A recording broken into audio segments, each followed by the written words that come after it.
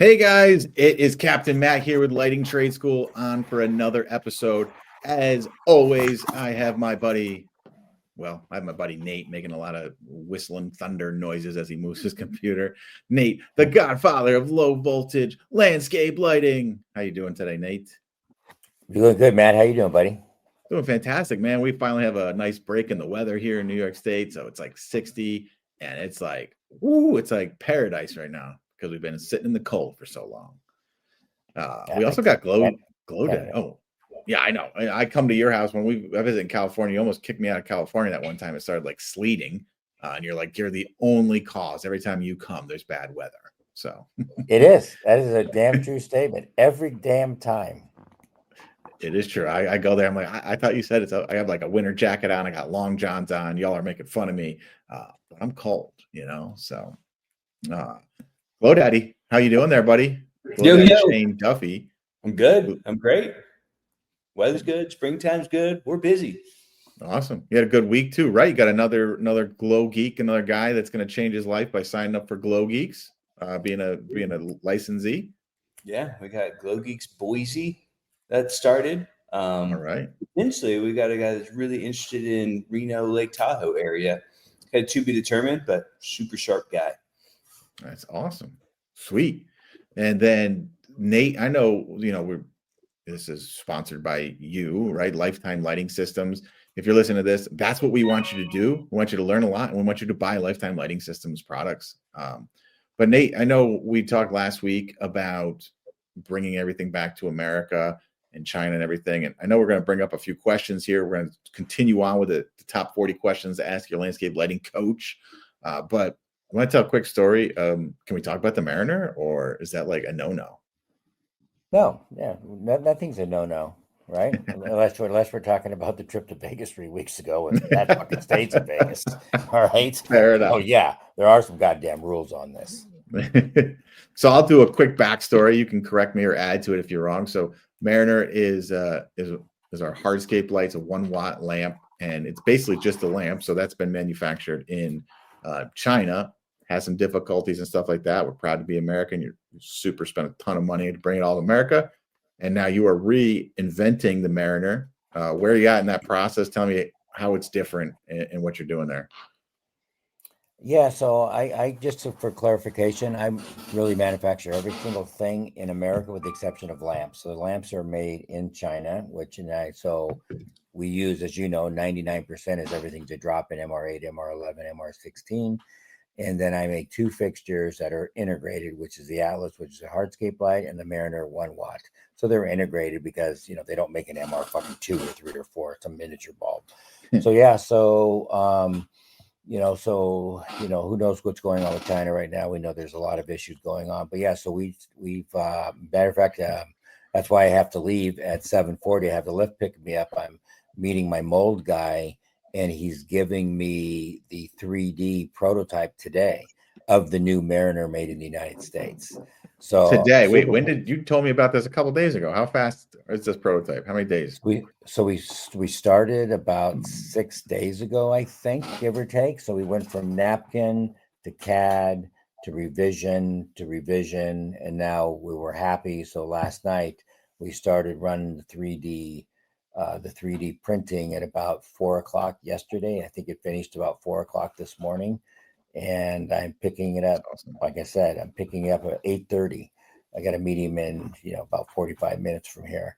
So I'm meeting him at, so hopefully there might be a small revision or 2. If there's not, we'll start. He'll then take it to CAD detail for the mold, which will start hopefully today. Hopefully we'll start cutting metal on Monday or 2. Today's Wednesday. Could start cutting metal maybe Friday or Monday. So it's ASAP. A couple weeks from idea to actual creation, and this is going to be a drop-in hardscape light. Yeah, right? Yeah. I wish I could. He just sent me the actual mold just right now, just a little while ago. I don't know if you can see that or not, but right, okay. That is we didn't do the whole thing in its entirety. We did the cap. Right, and you can see there's the top. It's going to have a real, it's going to be bitching. So it'll start a family of different things in that regard. But yeah, that's an advantage of moving doing things in the United States, especially locally. I can put hands on it. I can communicate. I can meet people. So yeah, that's super, super, super exciting. And thank you, Trump. A win for America. Now, I will say one of the bigger things I just pulled out of that is you said you're waiting for the lift to pick you up. Are all of Mr. Mullins' vehicles just shit the bed? No, I have. No, I had to have my motorhomes being worked on. So I'm very, time is super important for me. So I'm meeting him at a McDonald's, going to pick up the shit. And then I'm going to have him drive me a half a mile so I can pick up my motorhome. So I'm doing two things at once. Okay. So, yeah, that makes more sense. That's why I'm taking a Lyft. He doesn't know it, but he's going to be my fucking taxi. I've been to your house enough to know that there's no way every vehicle doesn't work. So. Yeah. There's quite a few fucking vehicles laying around here. You know. All right. I'm going to bring up some questions here. And so we've been doing this top 40 questions in no particular order. You know, they're labeled. It's not like one is the most important. And these are from paying someone to be a coach down to what most people use as their landscape lighting coach, the counter people, men and women, for those that got all mad that I said the guys behind the counter. Anyway, ask them this, right? Anyway, we're going to jump in. So I'm going to start with Shane. I hope he's ready. Get off your phone because it's coming in hot. So is voltage drop a problem with LED lamps? I guess you already gave the answer to this question that you typed out. So, well, that's as awkward. I guess I should have read it. Of course it's a problem. There are don't say it's a problem. Oh my God. I am so glad you did this because I am not the only stupid fucker on this call that does shit like that. Thank you. Literally the only Thank question you. where I typed in the answer. Dipshits for life. Oh my God, that's awesome. Thank you very much. Anyway, Shay, do you want to tell what your reasoning is for putting the answer here? And because you must have wanted to expand on it, I'd imagine. So, like a good example, Kevin, our Glow Geeks Orange County feller, just would call me last night. It was like 7:30 at night. He's on site trying to finish up a job, and the lights were really dull. I told him, well, he's got way too many lights on one power supply, so he swapped them. But then he's getting 13 volts at the end of a line. Well, he's got like 40 something fixtures, a couple hundred feet. Like it's a really big line. I didn't get all the details on what he has, but of course he's going to have voltage drop at the end of that line. It's really long. It's a lot of fixtures on one line. He probably could have done things differently, but at the end of the line, he had 13 volts from 26 volts at the power supply because we run a variable system. Well, he still had 13 volts at the end, so he was good. The bulbs really operate. The lamps operate on 10 to 30 volts. So for me, when you're using a variable system by Lifetime Lighting Systems, we had a 13 volt drop and we were still good. Could you do that on a 12 volt system? Well, of course not. You would have had to have 3 or 4 different home runs to do what Kevin did on one. Wow. Awesome. Well, I guess we'll go with Nate. So Nate, what is the voltage drop on 200 feet of 12-2 wire with 5 4-watt lamps? Or if you don't know, how would you find that out? Be about 1.5 volts. For 5 fixtures, that'd be a 4-watt bulb. Now that would be on our system, a normal 4-watt bulb, because if we look at this and it really goes to, I'm going to jump into question 19 a little bit.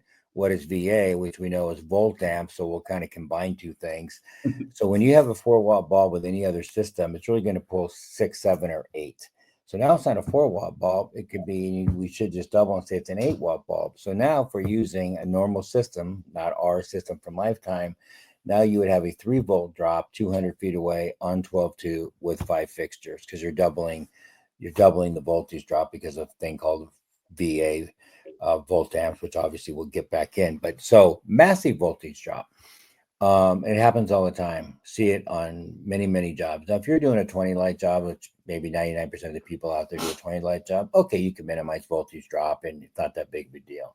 But when you start stepping up your game and do what we do, all three of us do, and everybody that we teach, You're starting to do 100, 50, 100, 200 light jobs. Oh yeah, you have So massive voltage drop. for sure. So is there a quick or easy to remember formula? Like you just pulled that out. I mean, obviously you've been doing this for over 3 decades, but is it like, hey, for every 100 feet, I always kind of factor in this much for voltage drop? So you could figure you've got about a 1 volt drop, okay, per on 12.2, 1 volt drop per every 100 feet at about 18 to 20 watts. Okay. Okay. That would be including the VA. So, because I'm doubling it, right? So that would be if you normally used a 4 or 5 watt bulb, that really is 4 fixtures, give or take. So that's what I mean. So 4 fixtures, right, is going to be, basically a 1 volt drop per every 100 feet. Okay. Got it. So that's a lot. So you go 200 feet, that's a 2 volt drop. Right. All right. Times 40 fixtures. Well, Massive. now you got a lot. Now you got a lot. So yeah, voltage drop is still a big problem out there. Not so much for the tiny little jobs, but when you start getting distances, which happen really fast, right? Yeah. Because a lot of times, it's not like the crow flies 100 fucking feet. You're going around the sidewalk, undermining, paralleling this, jogging over here. So a 100-foot run literally might be, 150 feet run. Yeah, for sure. So yeah, it happens fast. All right. We'll move on fast as well then. So 19, what is VA? You just answered it. Shane, do you have a quick 30-second answer for VA? Just to plant it in people's mind. Everyone knows it because they're even listed on like people's websites, like 4-watt bulb, VA 6.8. What's that mean? Nate is the smartest electrical guy I know. He can describe it 10 times better than I could. But I know when you're dropping, like back in the day with mercury vapes, and you got 20 to 50 watt lamps, the VA, you need to swap out, the the fuses in the transformer so that way it trips, so it doesn't burn down the house. Is that the answer? All right. Sorry, I forgot to turn it off. That more or less what you're fishing for on an answer. Yeah, I mean, yeah. So it's volt amps, obviously, right? And you only have those on an AC system because of the alternating current and all. So basically, if you're using a 12-volt AC magnetic transformer, you're going to have VA. Every lamp is a liar. I know Nate can talk about this for hours, but I think we should just move on because I know he's got to go. And I think VA can be, just move to lifetime lighting systems and stop worrying about it. But so I do want to make a comment, Matt, before you jump in. And just let me interrupt you real quick. Yep. And when you think about the disservice, which the lighting community is giving you a big disservice, and they're telling you it's a 4 watt, it's really 6 or 7. I mean, I've seen integrated fixtures, which are usually the worst. They'll say they're a 5 or 6, and they're pulling 11, 12. I've seen higher wattage fixtures that are 18 to 20, pulling 40, 42. So you imagine that you think you're buying some energy, green, efficient, helping Mother Earth, right?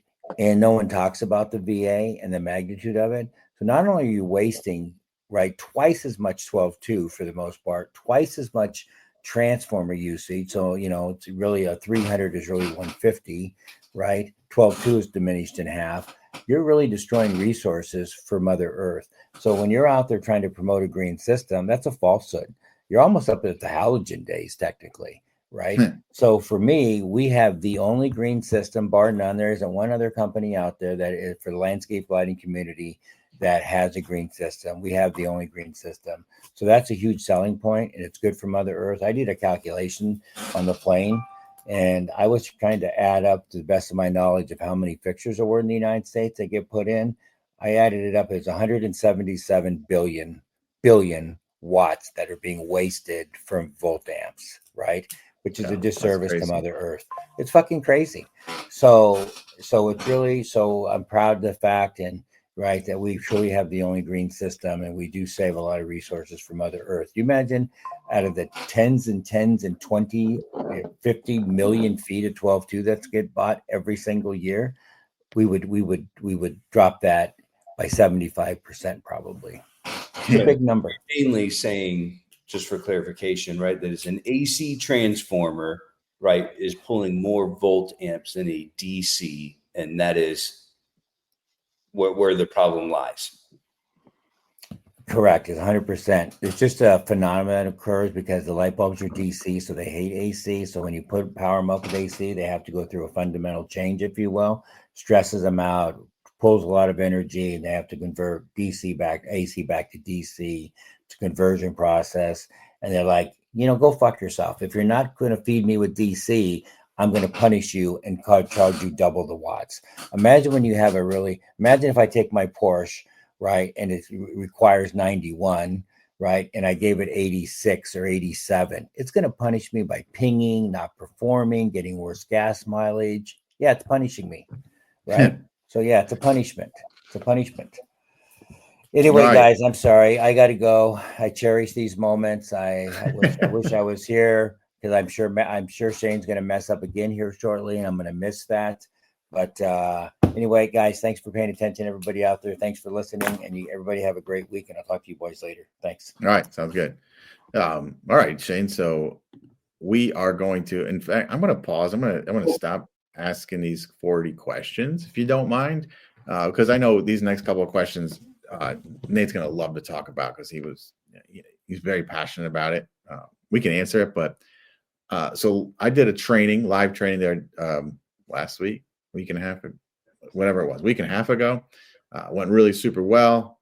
We had guys come in from 7 different states and provinces, because we had some Canadians. We did some badass design training. We went hands-on install. We accidentally did really trick install where we did like core drilling into boulders. I had the client like bring boulders out. We did imperials on the back of posts, which are like sconce lights on the back of posts, and wire hiding. It was crazy. It was awesome. The guys got a ton of value out of it. And I know you are, well, right now it's going to be tomorrow, but when the people are hearing it, it'll be this week. So tell me a little bit about, your training. I know we talked about how mine went and everything, but are you looking forward to it? And tell me a little bit about, what you're pumped about. Oh yeah, stoked. So been like preparing for it, all week, just kind of getting my slides, my system down, or my schedule down on how I'm going to do it. Just trying to give as much value as humanly possible to everyone that attends. I mean, I want to respect that people are flying in, getting hotels, and I want them just to have a blast and learn a ton. So we're going to talk a lot about design, wiring, connections, kind of going over the basics. We won't spend a lot of time on that. We're going to spend a lot of time on proposals, sales, install. We're going to bring our core drillers so folks can learn how to core drill for Edison and Mariners, 3.5 to 1.5. We're going to install some up-down lights. We're going to bring some trim and some copper, show folks how we use trim and copper to hide wire. Snacks, Sweet. gifts, swag, everything. We're Sure. just going to be a super packed 2 days. We're going to do a demo Thursday night, then we're going to install it Friday. Sweet. Sounds like a great time. I know we're not even trying to sell this. It's already sold out, right?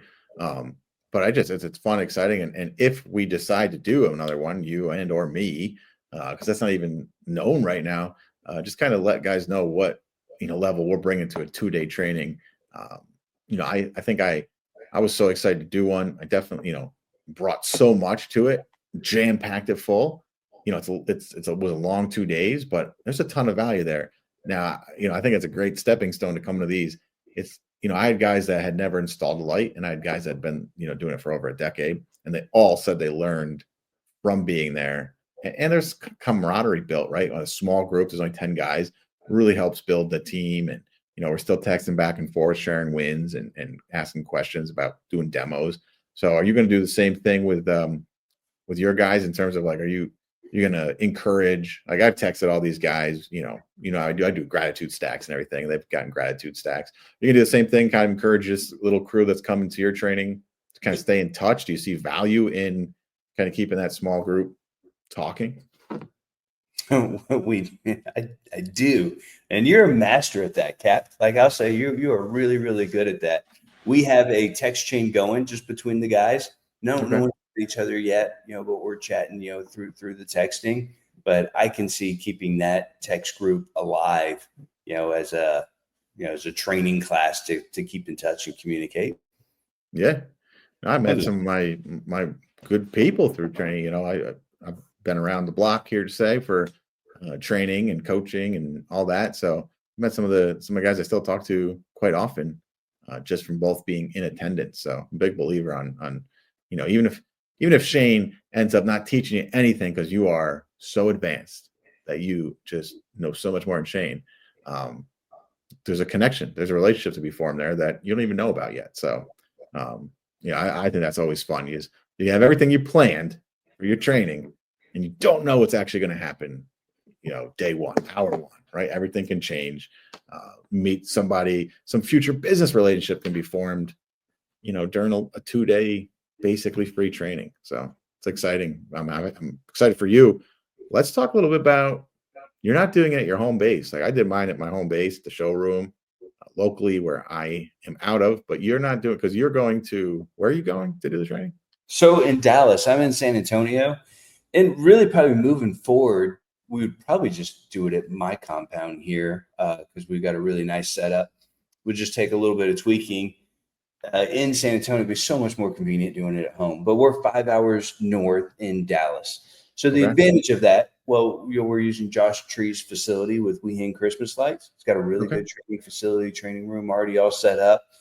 The benefit is he's like right next to DFW, like within 5 minutes, and every city in the world flies to DFW. Short Uber rides, a hotel within almost walking distance from it. Not quite, but they'll shuttle back and forth too. So it's extremely convenient. Me here in San Antonio, we're maybe 20, 25 miles north of the airport, and there's not a hotel super close that would shuttle folks here. So it's not quite as convenient as the DFW. Sure. Yeah. I mean, I got shout out to Josh Trees and Lisa Trees there that We Hang Christmas Lights. They thought that through really well because right next to the airport, next to a hotel, super well thought out. And I know they do a ton of training there for Christmas lighting. And I think I saw they're doing some permanent stuff there too. And now Mr. Glow Daddy himself is going to go do some landscape lighting. So that's cool. Yeah, so I love Josh's vision of that place, building a better outdoor area and chill area for outdoor type of services. So he's got a guy that's going to teach how to install turf once a month over there. Wow. And Christmas lights. And maybe we make it a regular thing with landscape lighting. I think he probably wants to have several different styles of that. Maybe even have a landscaper or a hardscaper kind of out to do some training. Yeah, I mean, that's super badass. He definitely had a vision there that, great spot, and then just keep building on it. We'll have to have him on the podcast, kind of talk to him. And I see he's building out a podcast room too, so it'd be perfect. Maybe he can, break in that new podcast room that Mr. Trees is building out. So yeah. Cool, man. Well, I guess that's it for me in terms of questions from you. You're heading out what right now? No, so I'm heading out at 3. We got a pretty busy day. Could jump on a podcast. We're doing an install in this car wash with a bunch of dual Cosmos, which for those who don't know, it's like a sconce light or an up-down type light, but it's going to be all RGB, and it's going to match the Inception permanent roof line that we put on the car wash. So hell yeah. Same app. Is this inside? Super dope.